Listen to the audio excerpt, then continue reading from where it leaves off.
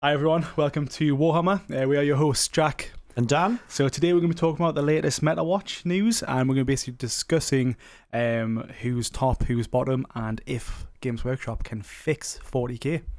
Yes, going to need to do something because it's not in a good place. It's looking bad. Like, you know, we've got the four top armies that are there, and we've got about 11 in the bottom bracket as well, below 45. Yes, so this information comes from the latest MetaWatch. So they released an article on Warhammer community and a great interview with Stu Black, who's a man I could listen to all day. He speaks very, very well about. He's very articulate, has a very clear vision for where he wants 40k to be. And also understands, I think, where some of the issues are. Yes. So that's all very positive. It's not like it's completely broken and irredeemably so. It can be fixed. It can. But let's dive straight into it in terms of the MetaWatch. As you said, there's there's four on the top. I mean, we're not surprised by these people, though, are we? Yes. So to recap, you've got what this phrase I still absolutely love from Stu Black called the Goldilocks zone, which which is win rates of between 45 and 55%. So that's the golden zone. They want everyone to be in there, and that means that as far as they're concerned, if everyone falls within that bracket, then it's a nice, competitive, balanced edition. Yes.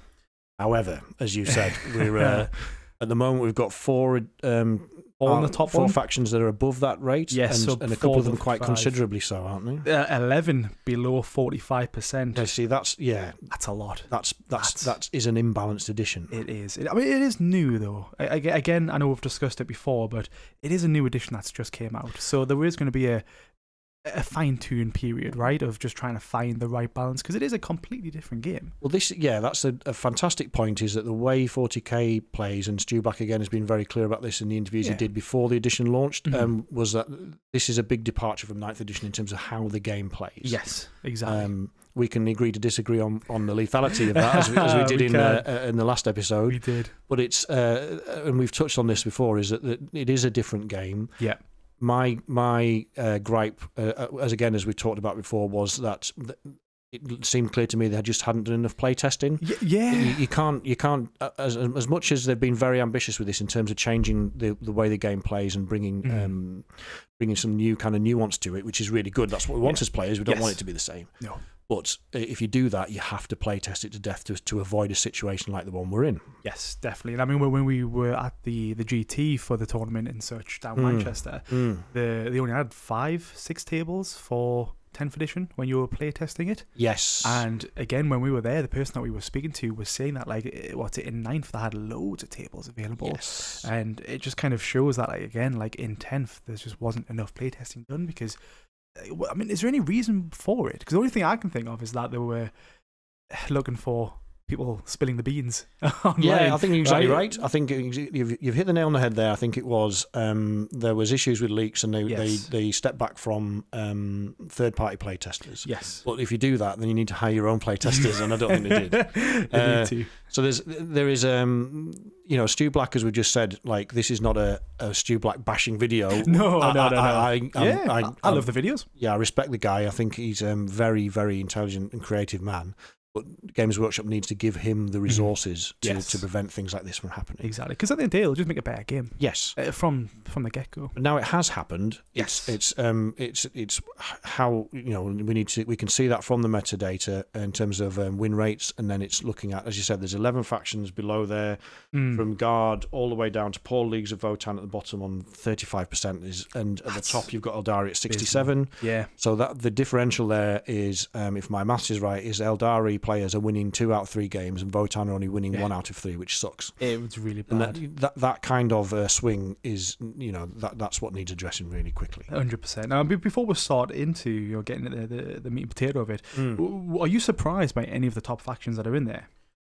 No, for some of the reasons that we're discussing again in previous episodes, in terms of Eldari benefiting very much from indirect fire, and also Wraith Knights with the towering, and then Imperial Knights benefit from the towering.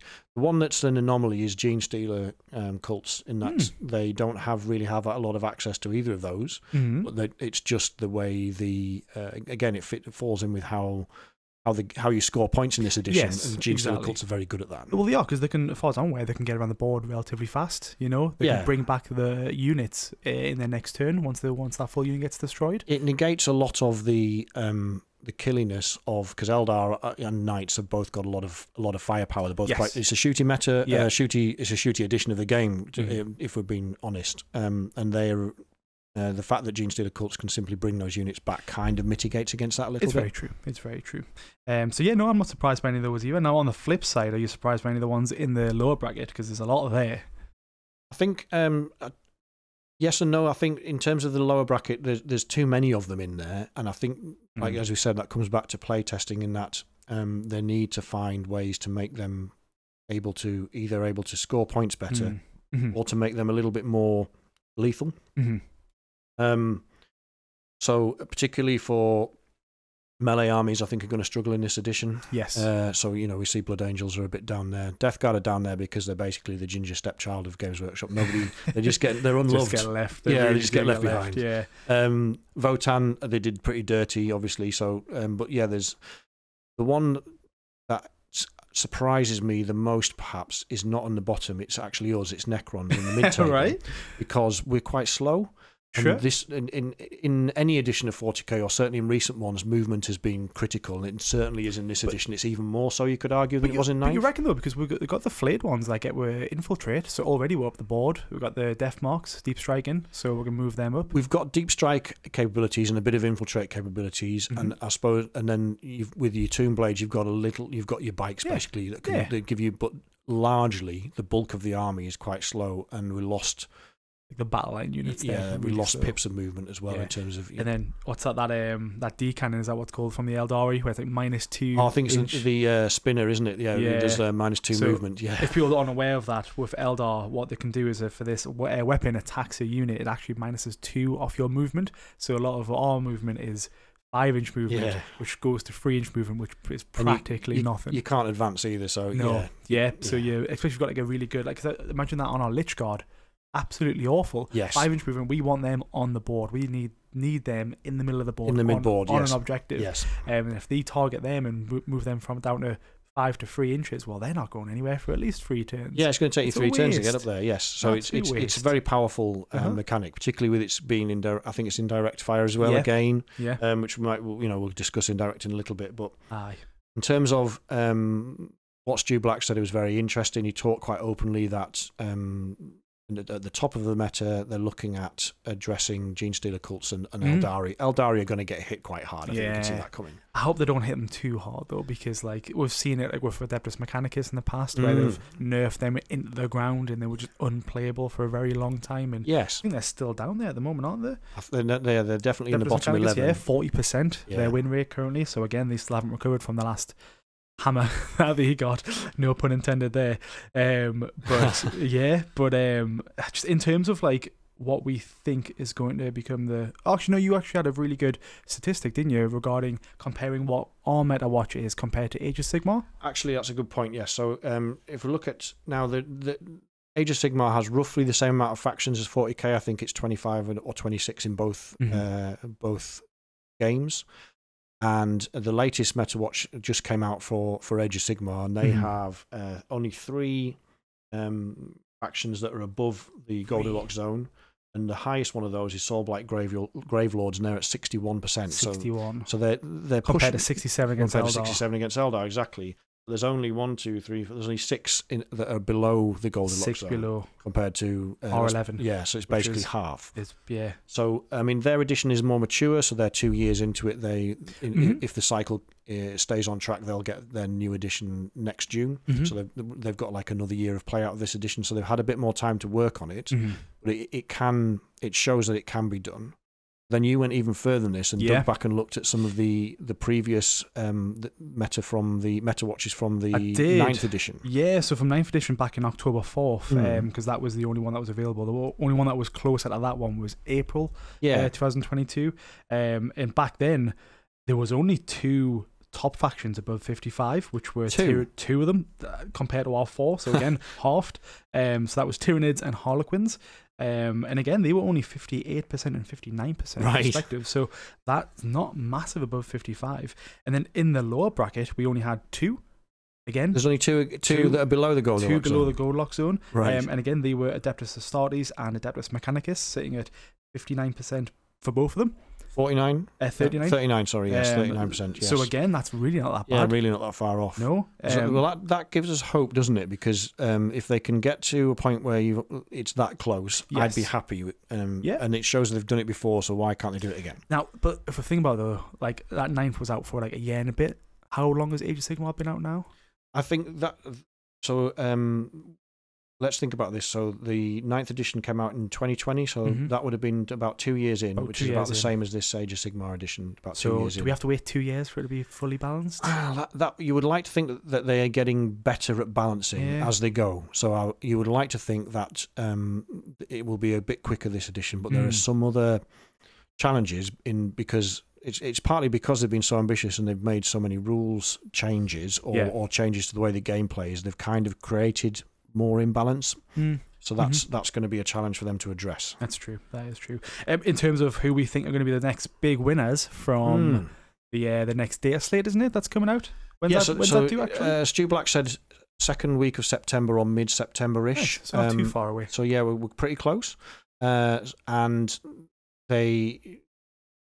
interestingly, they said that they're going to look at those that are at the top of the Goldilocks zone as well. They're not actually, well, by omission, he didn't say that they weren't looking at the ones at the bottom, but what he said is they expect the ones at the bottom to just naturally rise up by making the top ones less oppressive. Okay. Which is... I think that's fantasy land. Yeah, we'll see. I do, but I think that's a bit... I agree. I'm slightly sceptical about whether that's true because in my experience, and I think yours is the same, is those factions that are below there are not playing well into the mid factions either. No, they're just not. They're just hitting a wall. Yeah, so it's like 33 and then 43 and then 45. So nerfing the top 3 or 4 factions isn't going to change the fact that they can't play into the mid factions. Yeah, they're going to need some kind of.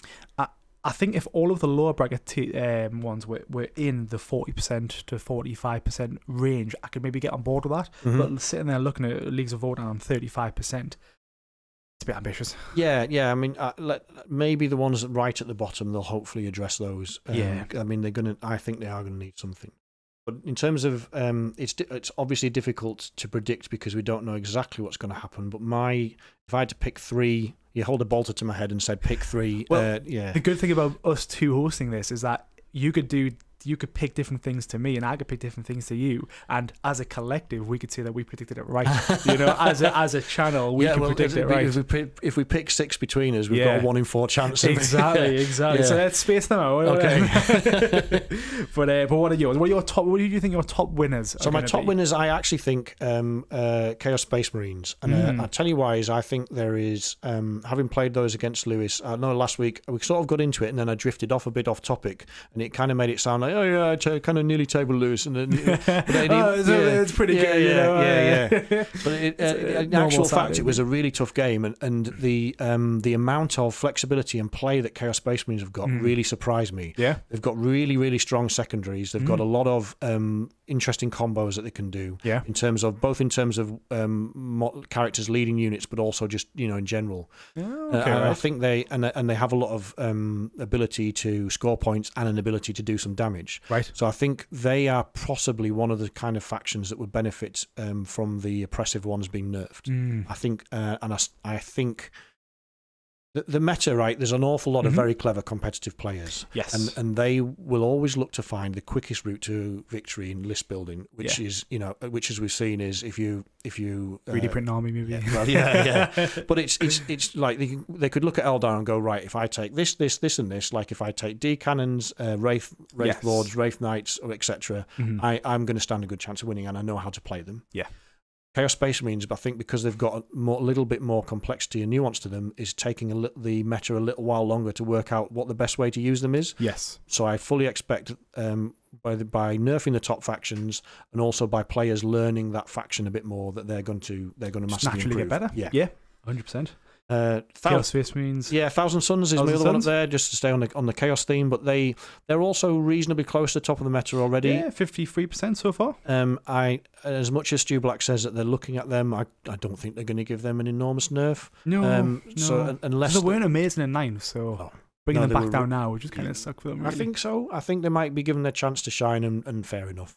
As long as I don't have to play Alex, our friend Alex, who's a very good Thousand Suns player already. So I think it's because he's suffered for so long. He's grinded through how to actually play the army correctly. Yes, he has, absolutely. And he likes to read the rules. So he gets into the rules and learns them properly so that when we do something wrong or misguided, he'll be like, no, it's got to do this way. And it's like, that's very good. That's very good. Yeah, he's a handy resource to have for a game. He is. He's like our little person I go to. I'm like, Alex, what's this, mate? Yeah, Would you read this for us? Yeah, how does this work? Yeah, how does it work in my favour?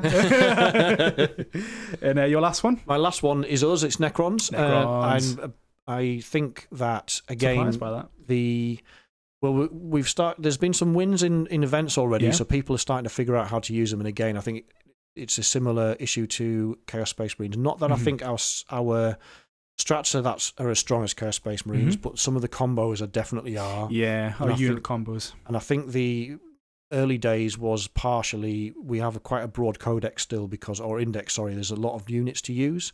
So initially I think there's been a period of discovery, shall we say, where people have been working out what goes best with what, and that's the focus is starting to narrow in now very much on what those really efficient units are, what doesn't, what units can be used in what situations. 100%. And equally the other reason is I think the only factions that can really hurt us that I've found so far anyway is the top ones.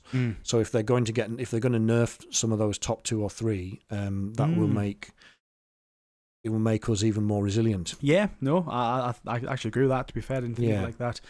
So we might be the dark horse, so to speak, that creeps up there.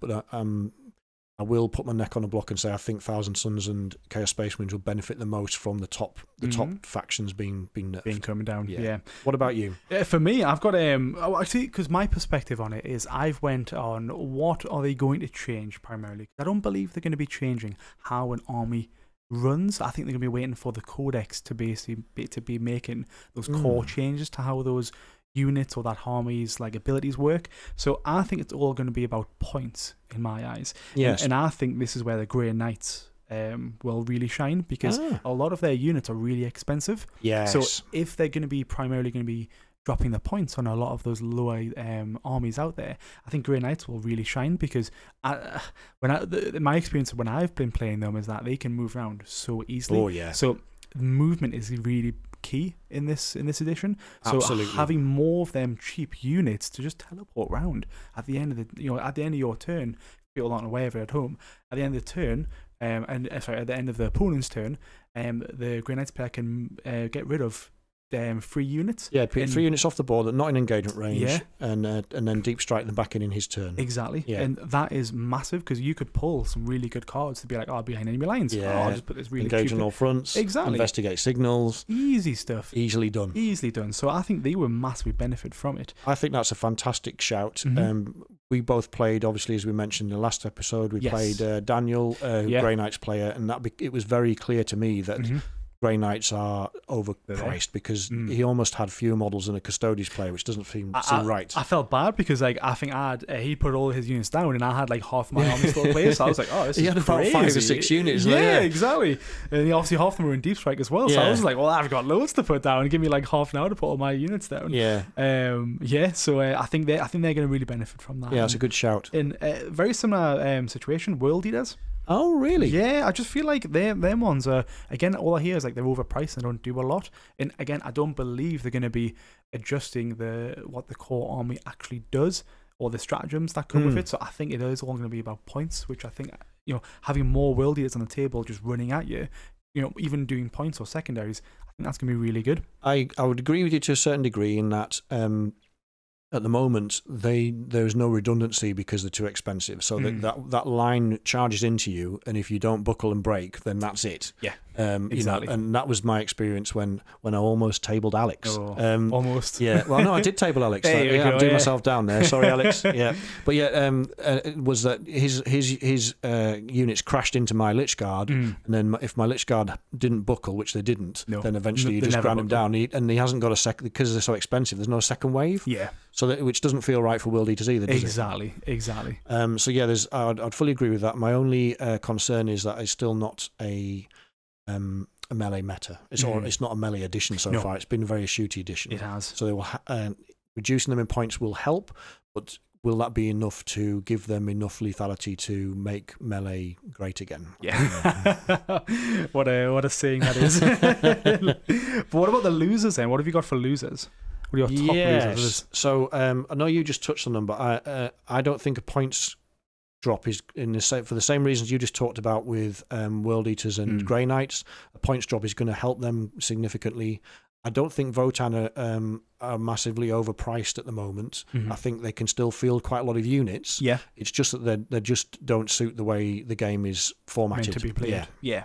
So a points drop for them, I still don't think is going to make a big difference. They're going to have to change the rules. If they change the rules, I'll be proved very wrong. But otherwise, without that, they're going to struggle. Still going to struggle. Yeah, I can see that. The other one is Drukhari, who we'll talk about them a little bit later on from personal experience, but they in 9th edition they were very much a squishy army but extremely lethal. Like they were very good at trading out, so you know you could run up a unit of 5 or 10 of something and kill something that was double the points, and then if you die the next turn it doesn't really matter if you can keep doing that. It's horrible when it happens. And like we talked about with World Eaters, they were able to just wave upon wave of them. They could really, like an endless onslaught. They could trade very, very well. And and points wise, they don't feel again like they've been overpriced. The challenges they've got are inherent to the rules. They're just too squishy, and the melee is not very good in this edition. I'm just surprised by that though, because like Drukhari and Eldar kind of pretty much like the same wavelength, right? They should be, but they. Was talking to some guys on some of the Drukhari forums on Facebook about this, and they were saying in their experience that Eldar could basically do everything that Drukhari do, but a lot better. Right, okay. Fair enough. You've got to take some of these things, if you'll excuse the pun, with a pinch of salt, because online forums, particularly Facebook, and that can get quite salty. You know, you can sometimes get a negative vibe, but didn't get that vibe from these guys. They seem to understand. You know, they've been playing Drukhari for a long time. They understood them quite well, and they clearly had a handle on competitive play, and it felt like they weren't exaggerating. Good. So there's some issues there, but in the sticking with the pointy ears, my third big loser will be Eldar. Yeah, I think that's the one I agree with as well. They are going to make a public example of them simply because the amount of noise. String them up. Well, they are, which is the best thing to do with an Eldar. Set an example. But also, as we've just touched on, is while possibly we can talk about this later, possibly some of the rules need changing.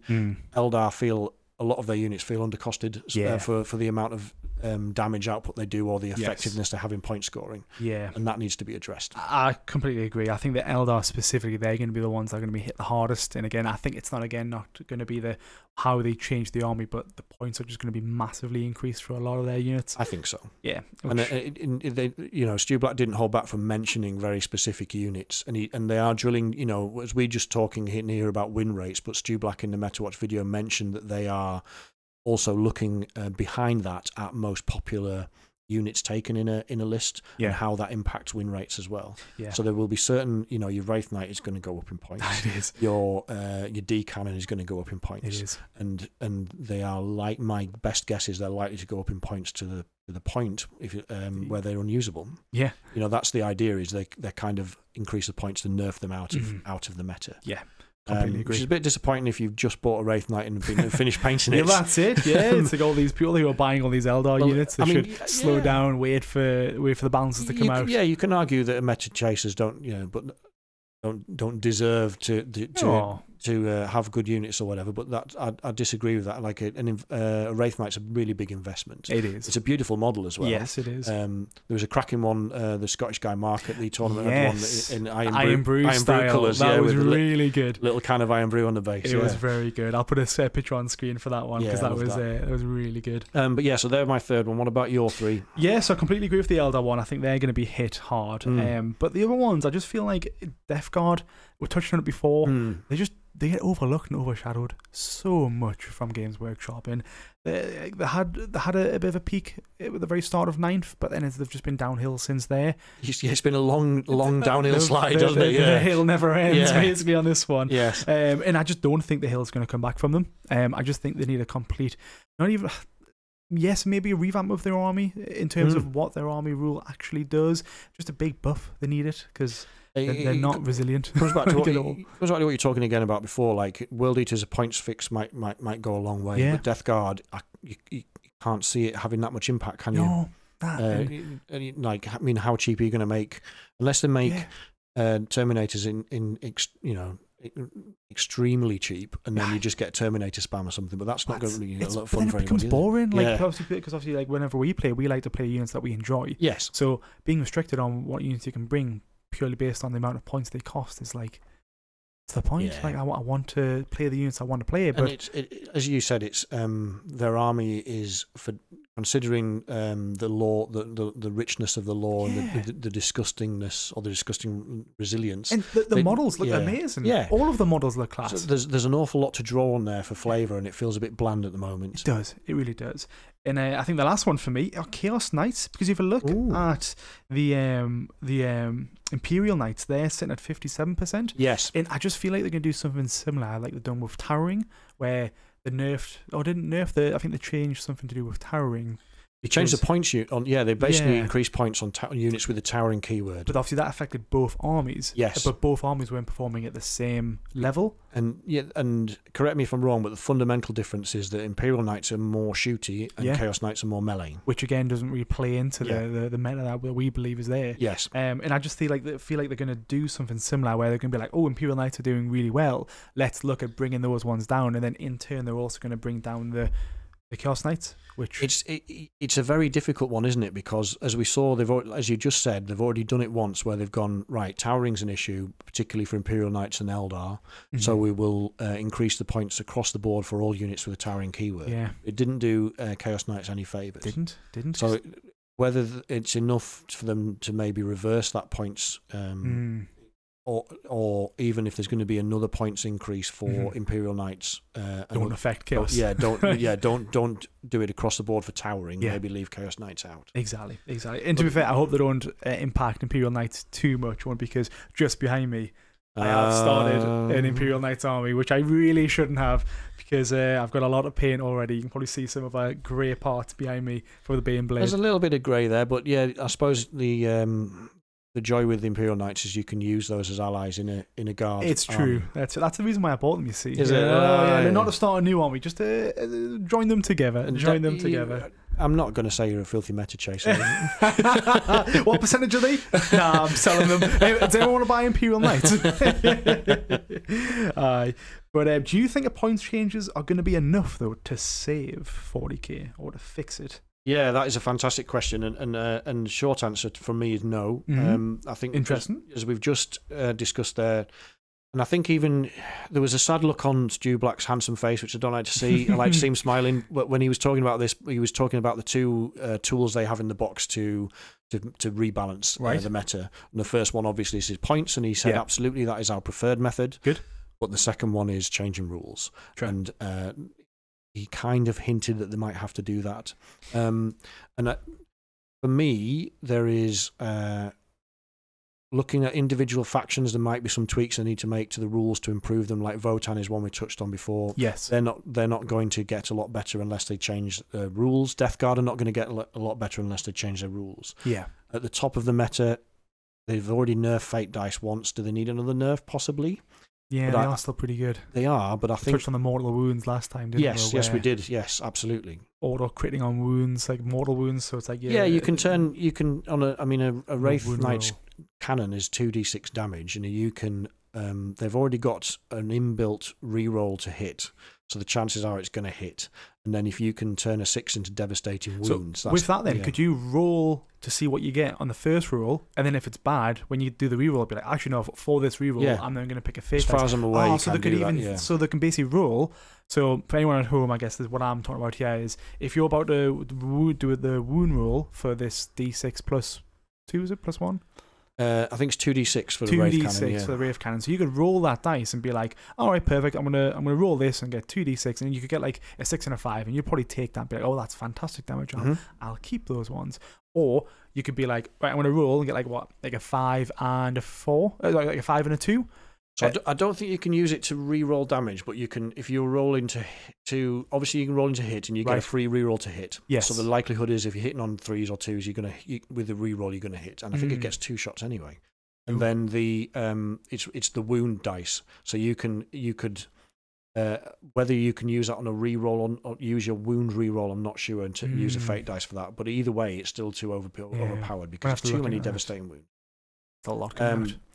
But I think more reflected with Eldar, the issue is in some of the actual game rules rather than the faction rules, which is there's 3 rules that I think they might need to look at fixing. 2 of them are directly related to Eldar, and the first one is indirect fire. You really don't like Eldar, do you? Well, no, I don't. Well, it's not that I dislike Steve's Eldar. Crying right now. I used to collect them a long time ago and as a kid, and I've always liked the aesthetic of them. I think, but the way the rules are written makes them very oppressive in the start of this edition. Yeah. And there's 3 rules I think they need looking at. 2 of them apply to Eldar, and the first one is indirect. Indirect? That also applies to Guard, by the way, as well, so I'll be keeping an eye on you. How dare you. Yeah. Watch your dirty mouth. Yeah, and the other one that we all know and love is Desolation Marines. But sure.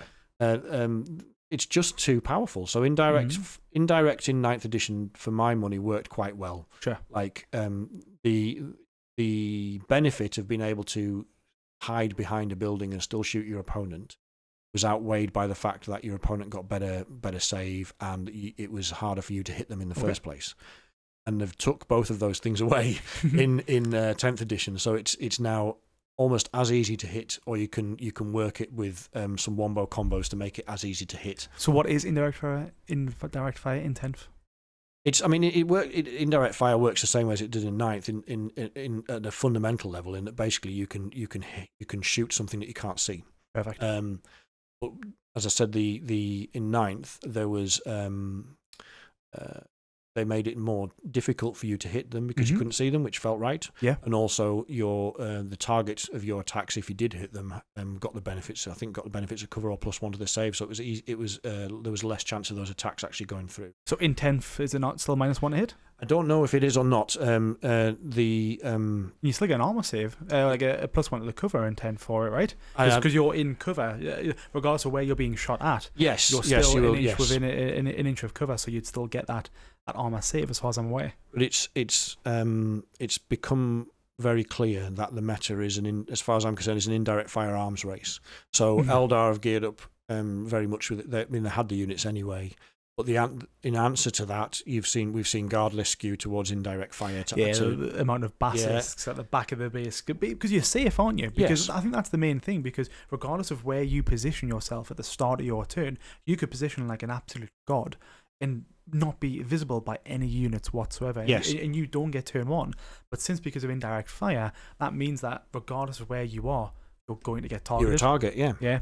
And it's just really hard to kind of hide from that. It's impossible, yes, and the power of those weapons are said in terms of how reliable they are in terms of damage output. So how easily they can hit and wound, and the likelihood of you failing your save. Yeah, they've skewed it slightly wrong. Yeah, and we're seeing, I know they're not up there in the meta, but the only thing that's propping up Space Marines is Desolation Marines. Really, if you get rid of Desolation Marine spam, Marines are not doing very well. Yeah. So there's indirect as a rule needs to be looked at. So do you reckon it's indirect though? Because I've only ever seen indirect fire work really well when that's paired with Oath of Moment. Oath of Moment definitely makes a big difference, and obviously Eldar get the rerolls, or a reroll, which makes a difference. So in terms of Guard, I haven't played against them yet, so I don't know how. And obviously they're not right up there in the meta, but there is there is very much, from what I've been reading and speaking to people at local club, etc., the way Guard are being played at the moment is definitely skewing towards indirect.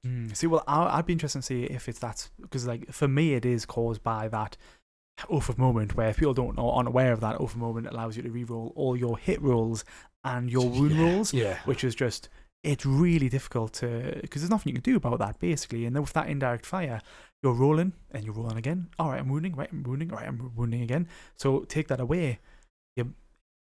From what I've experienced in my list, when I was getting indirect fired, I survived a lot more because they weren't able to kill my Lich Guard, because that's where they put the oath of moment on. Yes. So yes, I had a lot of rerolls going through, but they couldn't get through. So when they went to indirect fire another unit on the same turn for a different Desolation squad, they just couldn't get through those wounds. There's only a few units that I've come across so far that can't be eliminated by oath of moment, or there's less likelihood. Yeah, and Lich Guard is obviously right up there. It's up there. I think the Wraith, are they called Wraith Guard, which is the Eldar ones. Yes, they have an innate -1 to wound as well, which is really good. Which is really good, massively powerful. So there are some, but other than that, like as I said in last episode, we talked about my experiences at the Northeast Open against Space Marine players.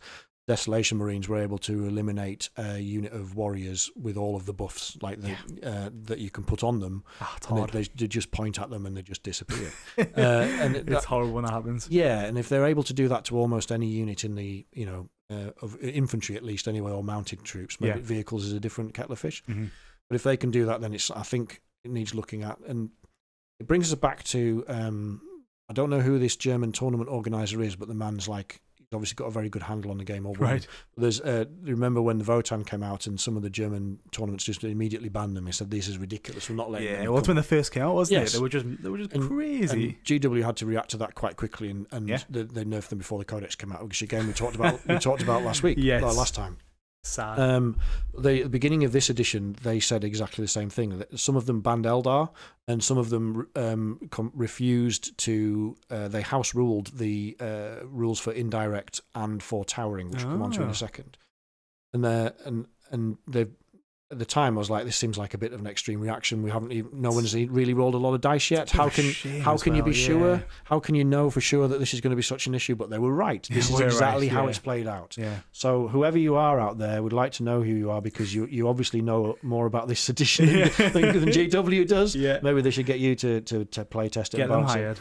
Yeah, but and that brings me on to the next point is towering, which I still haven't got quite right. The towering in 9th edition.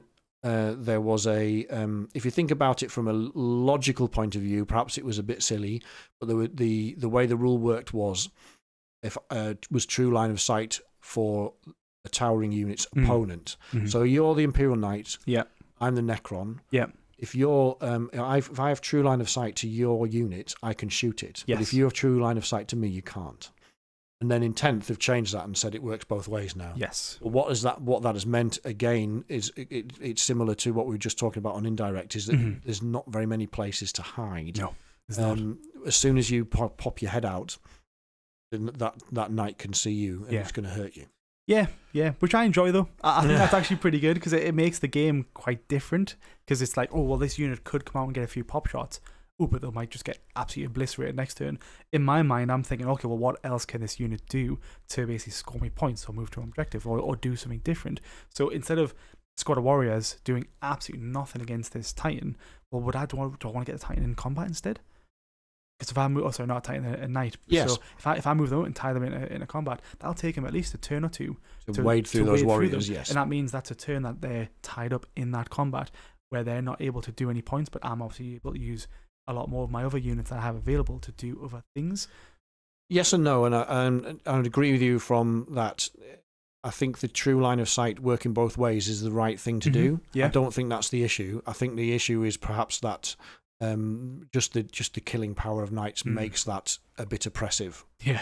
So that needs to look at if you have something in the open. it's gone.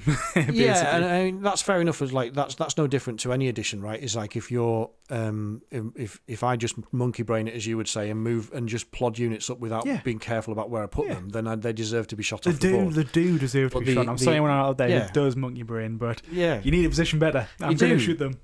But there is the way.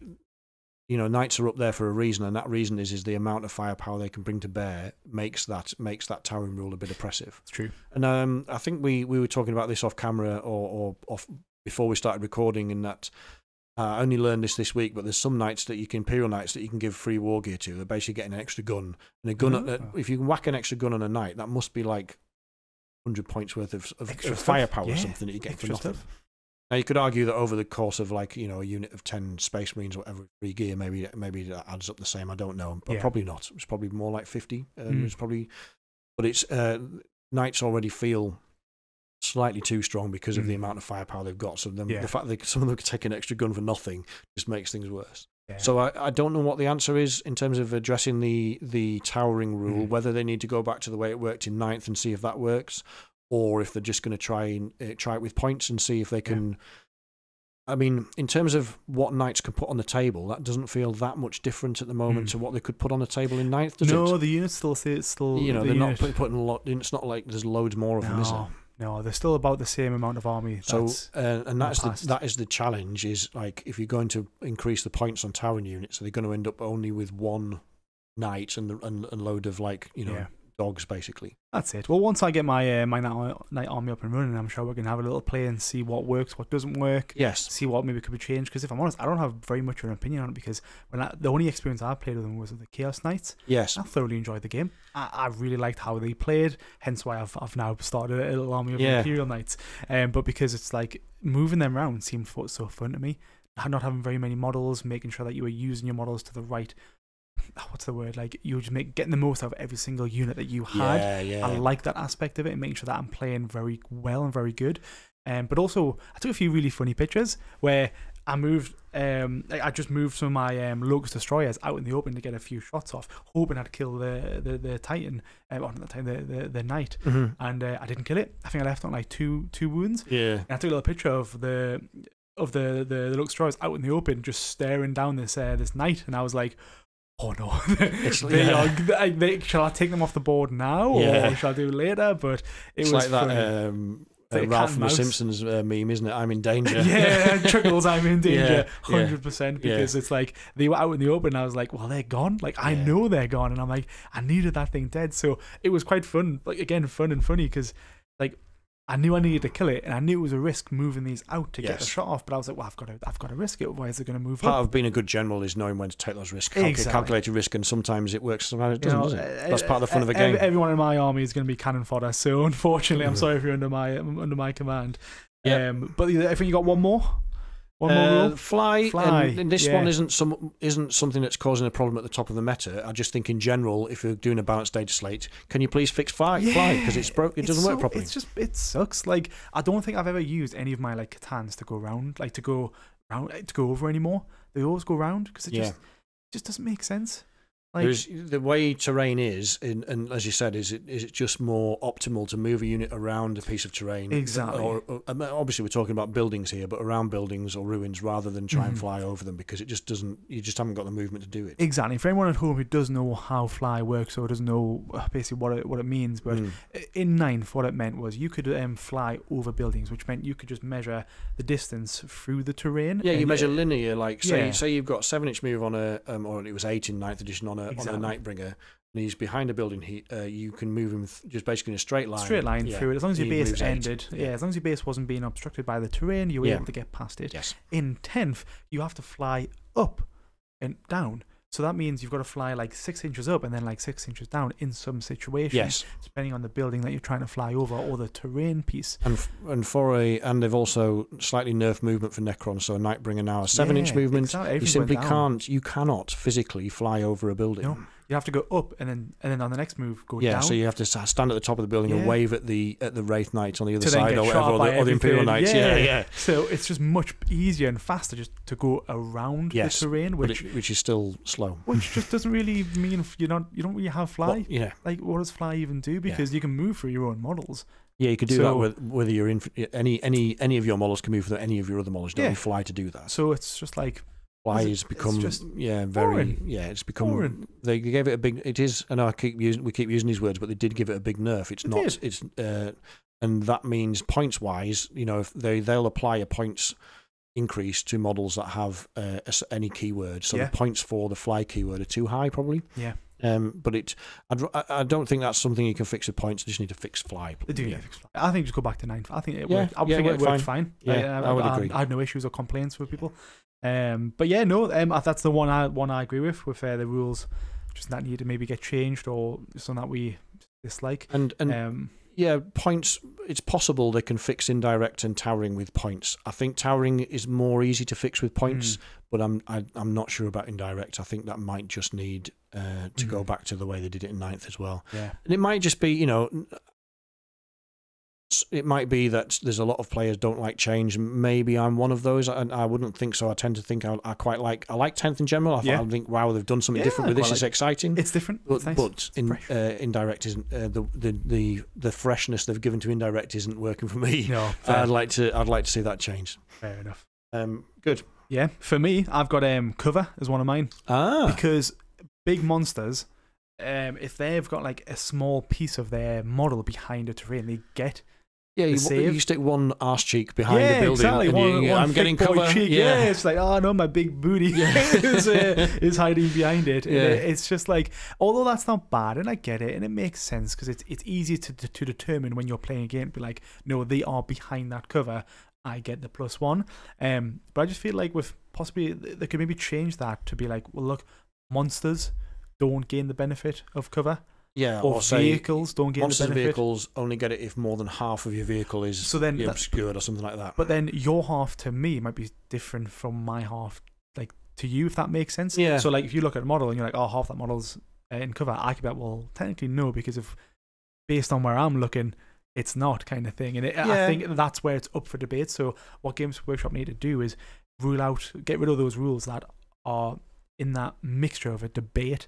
It should either be one or the other. Oh, this is in cover, right? You've got it. Oh, this one's not in cover, right? You don't have it. I think you've got a very good point there, and it's where you draw the line on what constitutes cover. Because you could argue a 20-man blob of Genestealer cultists is as big as a large Tyranid. Exactly. Bug. Or like a little barrel. And if I have one cultist that's hiding behind a building, it's the same principle, isn't it? Exactly.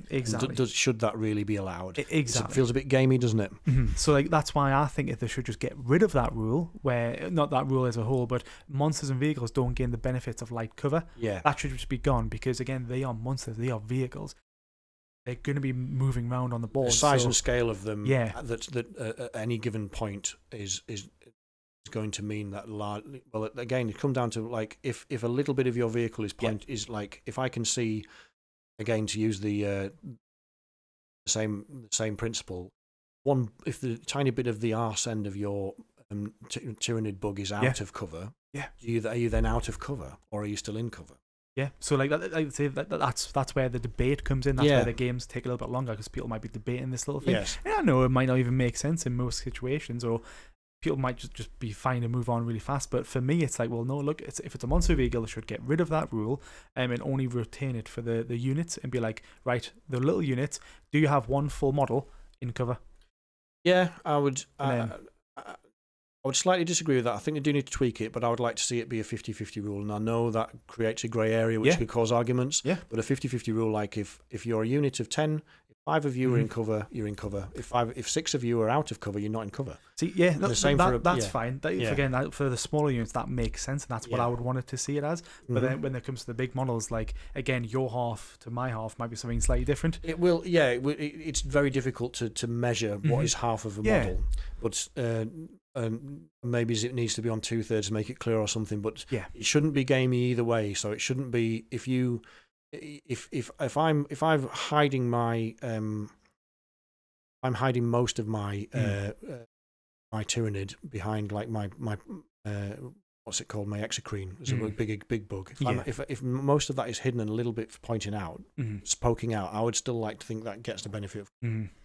But if most of it is poking out and a little bit is hidden, then it shouldn't be. Yeah, I think it is. It's just that's where it creates that debate. Where we find the middle. Exactly. The middle ground would be good. But yeah, find that, like, because again, that debate when you could have mid-game, like, oh, well, they're in cover. And it's like, well, no, they're not. It's like, it's a bit gamey, as I said. If you're touching into cover, I've never really liked as a rule. Yeah, just like for me, rules for me should be taken in the nicest way possible, taken away from the player.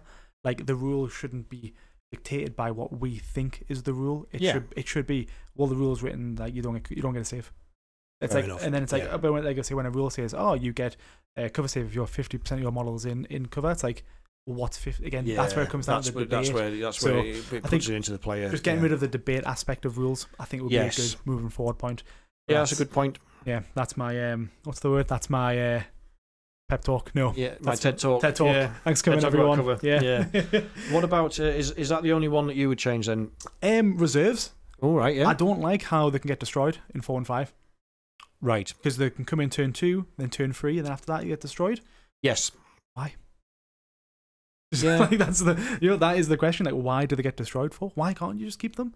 Like, bringing them in, and if you're forced to play the game, that game's what wants you to play. Particularly the way 10th plays, like, you need units on the table to... I could understand it for in previous editions because it was almost like a reserve alpha strike. I don't know what the word of that would be, like a delta strike or whatever, but it was like, you could hold enough back and then swing the game in the last 2 rounds. And you could kind of see why that was, again, a bit... I keep saying this word, but a bit gamey. And you could see why they restricted it to 2 and 3 to avoid that reverse alpha strike that happens at the end of the game. Exactly. The way 10th plays, you can't hide half your army off the table turns 1 to 3 because you just won't score enough points, or it would be very hard to score points. It would be, but so anyone who doesn't know what reserves actually do, reserves basically just allows you to bring in units from turn 2 and turn 3. So turn 2 is the free table quarters that isn't your opponent's deployment. Yes. And then turn 3 is any table quarter. Any table quarter. As long as you're within 5 inches of the board and 9 inches away from any enemy models. So there's two elements there. So the first one is strategic reserve. You can come in within 6, can't you? But you can't come in within 9 of your opponent. Yeah. But you can also, and I think you can have a quarter of your army, up to a quarter of your army in strategic reserve. Something like that, yeah. And then another quarter in deep strike. Exactly. But that just means that when they get destroyed in turn 4 and 5, it's just like you might not get any cards like engage on all fronts or deploy teleport homers, stuff like that requires you to be in their deployment. So again, if you're Death Guard and you don't have very many units that could possibly get in the deployment zone fast enough, which they won't be, you want to kind of keep them back to maybe turn 4, maybe in turn 5. I've had this situation come up in a game where I hadn't by turn 3 I've drawn my cards and I still haven't got engage on all fronts or behind enemy lines. So I will position a Hexmark Destroyer in turn 3. I have to deep strike him out. He has to come out and deep strike, as you say, because otherwise he's destroyed in turn 4. Yeah. So in turn 3 I'm whacking him into the opponent's deployment zone and hoping that he's not enough of a threat to get shot, in the hope that I'd then draw those cards in turn 4 or 5. Yeah. So it would be, even if they restricted it and said you can keep up to 25% of your, so say 2,000 point game, you can have up to 500 points. Even if they reduced that and said in turn 4 and 5, you can only have 250 points of your army still in deep strike, or just reserve, a unit, or just a unit, just to give you that added flexibility. Yeah. Well, that's it, because at the end of the day, I mean, I get it, I know it's their rules and their game, but we're playing it. we want to play it how we want to play it. Well, I think you've made a really, really valid point there because of the way that 10th has changed how we play the game. So 9th, the rule to me seemed to make a lot of sense to avoid Field's bad moment in the final and in the end game of a match. You didn't want suddenly 10 Terminators to pop up and wipe out your backline or something. Exactly. When you've been screening, it's easy to screen in turns, or easier in turns 1 to 3 because you've got more units basically. Well, exactly. Yeah.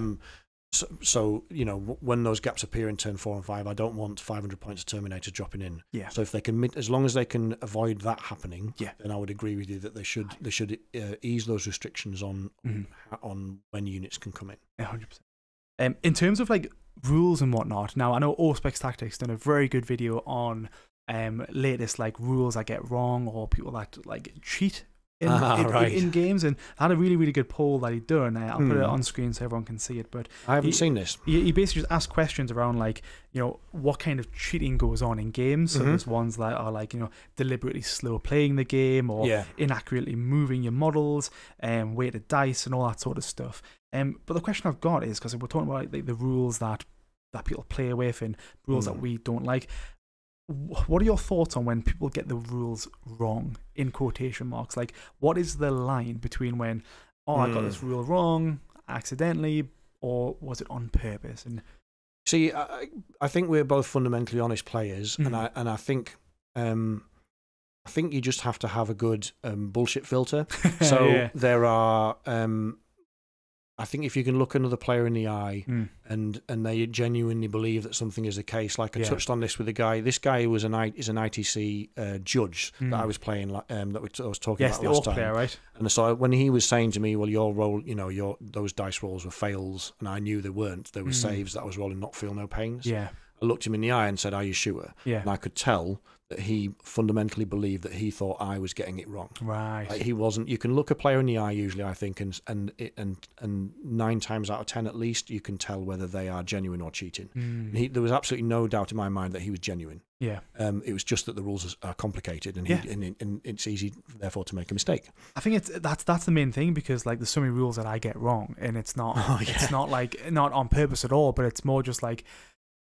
There's so much going on. There's so much rules that you need to remember. There's your army rules, and also trying to think of what you want to do. It's a new edition. So every unit's changed almost. So we need to checking and double checking things about movement is now, particularly from like all the Necron stat lines for movement change pretty much. So so that's one that I need to be careful I'm not doing wrong. Yeah. But in our chat, in our bubble meta chat, if you like, with our pals, I was quite confidently talking about how you could declare a charge into one unit and then tag the second unit, which you can, but you can't. You can't do that. And I was convinced that in 10th you could. Yeah. I mean, I hadn't been doing it. No, of course. But I've had it done to me. Yeah. And I was like, all right, I didn't realise that you could do that. But I'm coming back to your point, the player that did that to me, I have no doubt in my mind that they did it by accident. Well, that's a misinterpretation rather than an evil cheater. And I think a lot of people need to remember that when they're playing a game, because I feel like a lot of people might hold that against that person, where if someone got a rule wrong and then later, maybe like an hour later, they might remember it. They're like, oh, actually that person got that wrong, and they start like having this like mentality of, oh, this player cheated me X, Y, Z. 9 times out of 10, it's probably not. The person just probably got it wrong, probably missaid something. And yes, in the nicest way possible, you just got to move on. The reality is there are very few. There are some players who are win at all costs, who stay within the lines of competitiveness, and I respect that. Yeah. Like they're just trying to. They will use a rule to their advantage, but by playing it correctly. Yeah.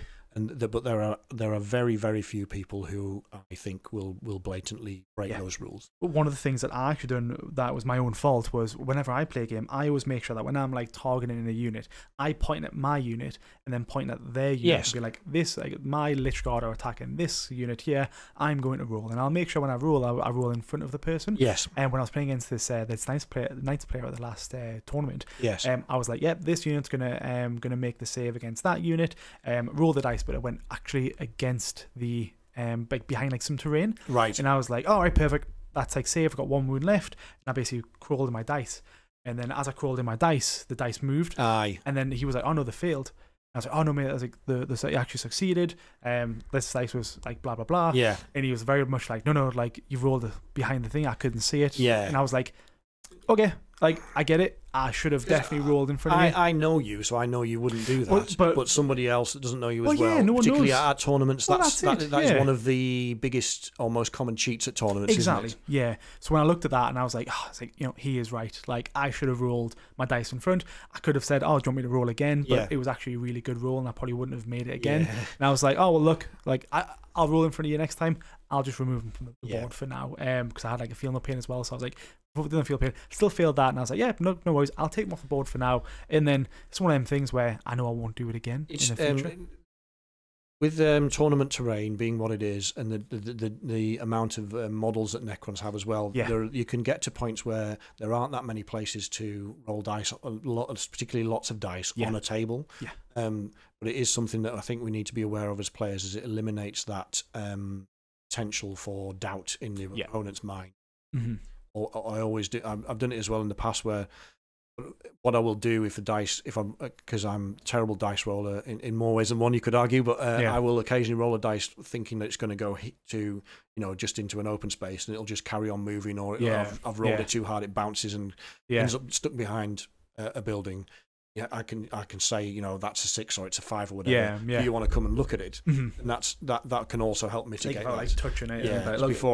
Before I move it or anything. I think it came. I mean, it's been known about in the tournament scene for a while, but it really came to light a few years ago in that London GT when they streamed a game with an overhead camera and the guy was rolling behind the terrain and telling his opponent like, this is a 6. Yes, I did hear about that actually. Yeah, and he was, he ended up getting that individual. Got caught out. He got a ban from. He got a lifetime ban, but they've actually reduced it and he's allowed back to tournaments now, which is probably the right thing to do. Yeah, lifetime bans is a bit harsh but it's a game. But to do, so it is. There are obviously players, and at the top end of the competitive scene, there are obviously players.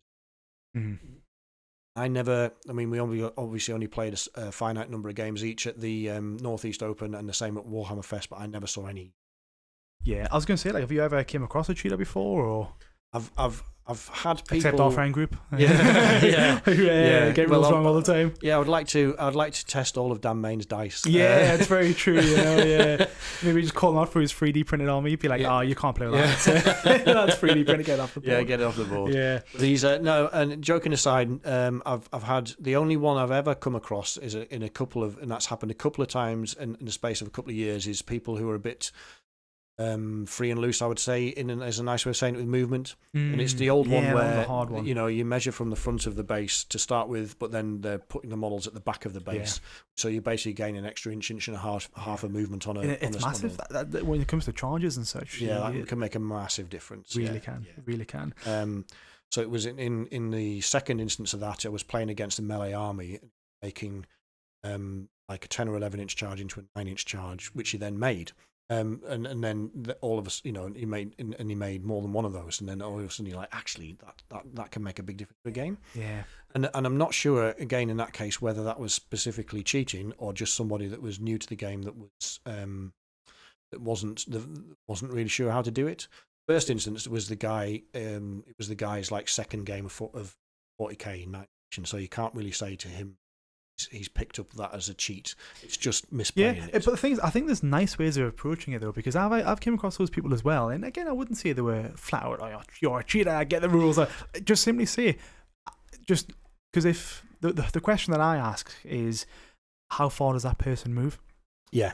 Because what that does in that person's mind is it readdresses, it's 9 inches, and then they start thinking about it, and then they start thinking about where they're moving. So then they're a bit more on point, be like, oh, this person's actually watching me move my units. I'll make sure that I'm doing it right. Yes. And then if you spot that they are doing it wrong, it's just a quick courtesy thing. Be like, oh, did you actually know that it's from the front to the front as opposed to the front to the back? Yes. Kind of thing. And I think there's nice ways of addressing it, because if that person was purposefully cheating, then that person now knows, I know how the game works. Yeah. And you might not, you could absolutely lie and be full on confidence and just be like, oh, how far does that unit move? Because when that person tells you, oh, it's an 8-inch move, and then you're watching them move it and they do it wrong, they're either two ways. They're either doing it by mistake and then they'll now think of it going forward, or they are cheating and they're like, oh, crap, this person actually knows what the crack is and he knows what to look out for. You can tell when you play against a competitive player who has played against someone who has been a bit fast and loose in movement, because they will pre-measure everything and will say, they will be like, right, so that unit is 23 inches away from mine, it's got a 5-inch move, so it's going to end up 18 inches away. Yeah. Or it's going to end up within an 11-inch charge. They'll ask you to agree to that, so you both know later that it's not a 9-inch charge, because it can't be, physically can't. Yeah. So it is definitely that there's two ends of the spectrum there. There is definitely the end with inexperienced players who you were right, we need to guide them along in the right way. Yeah. And then the other end is those who are trying to chisel and use it, basically cheat and use it to advantage. And like I say, it's all about just educating people, because when I love tournaments, because I've learned so much from going there, and it's all about that education piece of just being like, just hearing how people move and how people do stuff. I'm absorbing all this, so I would love to give that knowledge to someone who's very new to the game, to be like, oh, I'll tell you what, mate, did you know that you can actually do this? Because I will be nice and recommend things, or like if someone's going to move their unit towards something big, I might be like, I'll tell you what, mate. Yeah. Like, just a FYI, this unit does have a very big gun, like this one. Yeah. That would move you really close to this unit. If you failed, well, you're really close to my Catan, who can do X, Y, Z. So, and I think just making sure that those people who are new are educated on what they can and can't do, and what my army does as well, is quite nice, because it just comes across as you being helpful opposed to accusing people of cheating. Yes, I mean, from my perspective, I fully agree with that. But the challenge for me in competitive play, yes, it would require pre-measuring a lot, and I'm already quite slow as a player. Yeah, partly because it's new edition and we're having to relearn. Well, the all stats. All of our movements went down by 1 inch, which has thrown me off so much. So I'm checking all the time on as we talked about last week. I haven't got the index cards, but I'm checking my printouts to see what, or on the app to see what things do. Once we get another month into this edition, we'll both know the stat lines of our units off by heart, so we won't have to do that. So that will speed us up. Definitely. One of the tournament games I played against the Scottish guy Mark, the Eldari player. Yes. And he said, "Do you mind if we have you ever used a chess clock?" And I was like, "No." And he's like, "Well," I said, "I'm not." He says, "I'm not going to be that guy who times you out, but you might want to just to give you an indication of where you are." Yeah.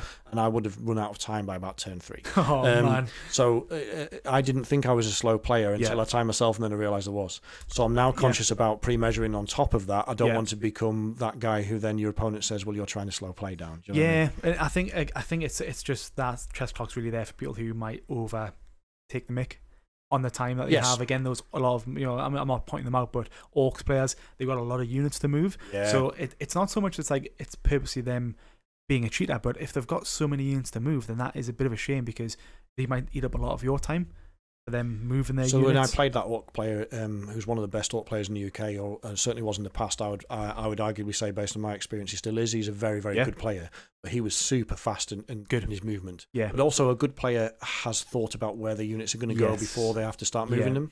But the good players are very, very quick and hot on that, because it then gives them a bit more thinking time if they need it further down the line. Yeah. Yeah. But yeah, so that there are definitely some opportunities for us to help bring the players along in terms of making sure they don't make keep repeating mistakes. But also, if we're going to start going to more tournaments, I certainly need to keeping an eye on some of those things. And pre-measuring is basically the way that you avoid it. Yeah, it's really good. Yeah, just saves you a lot of time. Yes. Yes. Perfect. Well, should we round it up there? Yes, I think the only thing that we haven't done is asked people to please carry on liking and subscribing and also commenting. We've had some fantastic interactions recently on social media in terms of the debating around lethality was really interesting. And again, that from what people were saying on social media, that was coming right down the line. Like, there were some people that were agreeing with me, and there were some people that were wrong and agreeing with you. Well, no, I think you're wrong as well, no. But yeah, please do keep that engagement coming. We appreciate it. We're trying to build a community here, and we appreciate you engaging with us and growing that community. Perfect. Take care, everyone. Bye-bye. Yeah, thank you. Bye.